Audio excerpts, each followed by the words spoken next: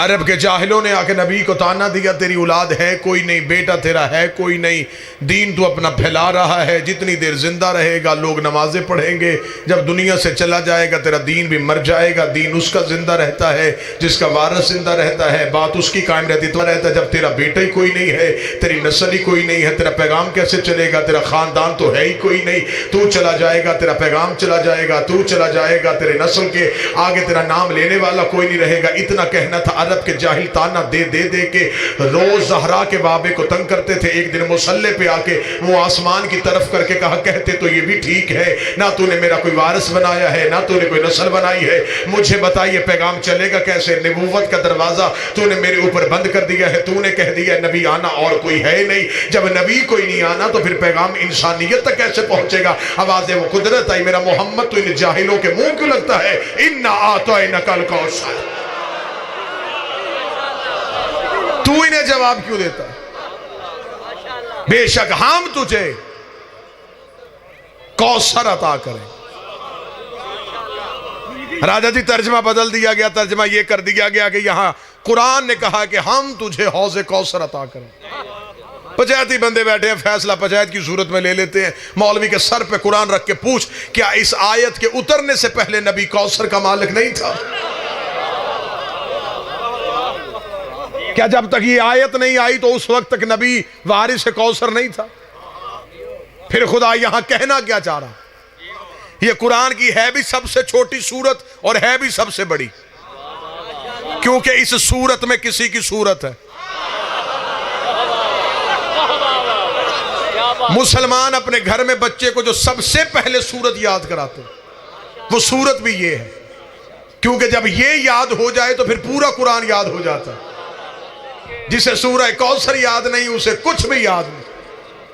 खुदा ने कहा इन्ना आतैनकल कौसर, हम तुझे औलाद कसीर अता करें, फसल्लि लिरब्बिका वन्हर।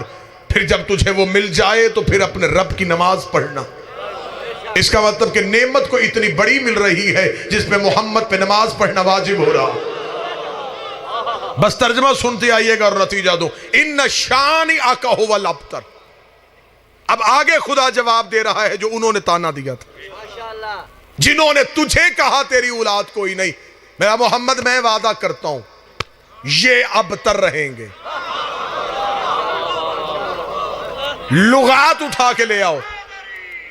लुगात ने, लुगत वालों ने जो अबतर का तर्जमा किया, अबतर का तर्जमा होता है बे औलाद, अबतर का तर्जमा होता है बे नस्ल, अबतर का तर्जमा होता है लावारस, अबतर का तर्जमा होता है ला खानदान। जिसका वारस कोई ना हो, जिसका पैगाम कोई ना आगे लेके चले, जिसकी नस्ल कोई ना हो, जिसका खानदान कोई ना हो, उसे अबतर कहते। कुरान में दावा मौजूद है। कुरान ने कहा मेरा मोहम्मद जो तुझे बे औलाद कहते हैं, मेरा वादा है ये अबतर रहेंगे। मिर्जा जी अब जो कुरान ने दावा किया हमें तारीख से देखना है, क्या यह दावा सच्चा हुआ, क्या यह दावा ठीक हुआ? लेकिन जब हमने तारीख से पूछा तो तारीख के माथे पे शर्मिंदगी का पसीना आ गया। तारीख ने कहा ऐसा तो मेरे दामन में है ही नहीं। सबसे बड़ा दुश्मन नबी का अबू जहल था, लेकिन उसके बेटे थे। नबी का दूसरा दुश्मन अबू सुफियान था, उसकी औलाद थी। नबी का दुश्मन आस था, उसका बेटा था। नबी का दुश्मन वाइल था, उसका बेटा था। नबी का दुश्मन मरवान था, उसका बेटा था। जितने भी नबी के दुश्मन थे, साद था, खुवैलद था, जम्मा था, हारिस था, असवद था, कुतबा था, तैबा था, इन सब के बेटे थे। कुरान कह रहा नबी का दुश्मन जो होता उसका बेटा कोई नहीं होता। अबू जहल से लेके सलमान रुश्दी तक, सलमान रुश्दी से लेके तस्लीमा नसरीन तक, मिर्जा गुलाम अहमद कादियानी तक, ये दुश्मन भी नबी के रहे और इनकी औलाद भी होती रही, इनकी नस्ल भी होती रही, इनका खानदान भी चलता रहा। अब रख हाफिज़े कुरान के सर पे कुरान। जब अल्लाह ने वादा कर दिया था जो नबी का दुश्मन होगा उसकी औलाद कोई नहीं होगी, फिर कुरान को दावा पूरा करना चाहिए था। क़यामत तक के लिए नबी के दुश्मन की औलाद ना होती, क़यामत तक नबी के दुश्मन का बेटा ना होता। दुनिया की समझ में कुरान आता ही ना अगर वार से कुरान ना होता। मेरा 5वां वक्त का मोहम्मद मदीने के बाजार से गुजर रहा था, एक शख्स अपनी गोद में बच्चा लेके इमाम के सामने से गुजरा, ना उसने इमाम का सलाम किया, ना अपने बच्चे से इमाम को सलाम करवाया। गुस्ताख खाना लहजे में इमाम को यूं देखते हुए बड़बड़ाता हुआ गुजरा। इमाम के नौकर ने हाथ बांध के कहा, मौला ये आपका भी नौकर है, आपके नाना का भी नौकर है, आपके दादा का भी दुश्मन, आपका भी दुश्मन। अल्लाह कुरान में कहता है जो मोहम्मद का दुश्मन हो उसका बेटा नहीं होता। इसका बेटा कहां से आया?